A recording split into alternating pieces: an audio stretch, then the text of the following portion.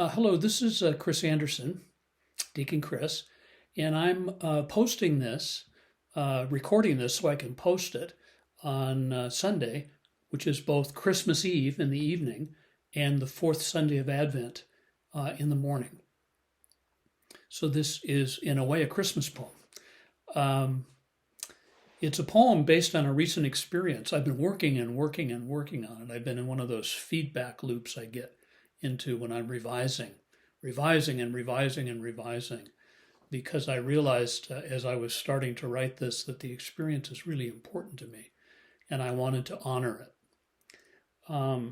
So let me, this is something that happened to me in the woods where we live, where I was walking with my dog and I encountered someone. So let me just read this first and then I'll talk about it just for a minute. The poem is called Touch. The deaf and blind boy stood by a tree and touched the moss with his fingertips, stroking the springy patches on the trunk. Then the two women on either side led him gently away, guiding him back to the road where Bumble and I were walking too. I let him pass, not wanting to risk embarrassment.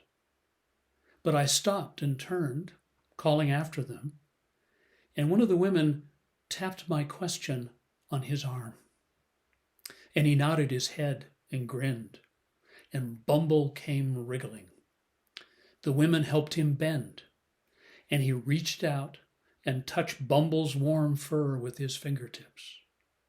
And he laughed out loud, his laughter rising up like a song. I debated and debated about that last line because I'm afraid it's cliched or too obvious or too sentimental, but that's the experience I had. I guess I wanted to risk that because when he laughed, it was beautiful and it moved me, and in some ways, it's what stood out to me the most. Why do I think of this as a Christmas poem or an Advent poem? I think it's because it involves a young man, a boy, somebody I pass. In some ways, this evokes the story of the travelers to Emmaus, when Jesus falls in with two people the day of the resurrection who don't recognize him. And I don't think we recognize people at first, or it fits with all this, with the several important stories where Jesus heals a blind man. And the irony is that the blind man can see even before he's healed, and the disciples can't. They're blind to who Jesus is. And so there's this sense that my experience with this young man, with this deaf and blind man, was an experience of seeing when I wasn't able to see before, and of hearing when I wasn't able to hear before.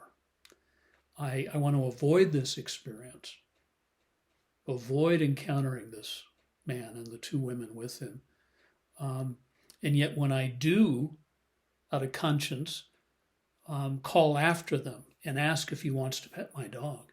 He's been touching the moss in this tree. And I wonder if he wants to touch my dog's fur. And I call after him, and it was beautiful. It was just beautiful. He bends down, and then the song rises up. A friend of mine just gave me some feedback on this poem. He thought song was okay. I did have it, his laughter rising up into the air in order to avoid the word song, that what may be cliched or overly optimistic simile. But this friend said, no, that's fine. But he thought I was being repetitive when I said in the beginning that he touched the moss with his fingertips, and then at the end, he touches Bumble's fur with his fingertips. My friend said, well, what else could he do if he's going to reach out and touch him? Well, he could touch him with a flat part of his hand. He could just touch him with his hand. But I mean that he's being delicate and touching the fur. There's something delicate about the way he moved. And I wanted to be sure to sort of link those two images. The typing or the tapping that the woman did on the man's arm in order to communicate with him is also a matter of fingertips, something slow. Advent and Christmas are about the incarnation, about God coming into the world as a boy, as a little boy, as a baby. And we don't see him. We don't hear him. Or in another sense, we're like the deaf and blind boy. And we don't see, so it switches, and we don't see and we don't hear. But even in our limitations, sometimes we touch something warm, unlike the moss, which is cold, something warm, something alive. And we feel this praise. We're praising. Praise God. Praise the beauty of the world. Praise the animals. Praise the moss. Praise the trees.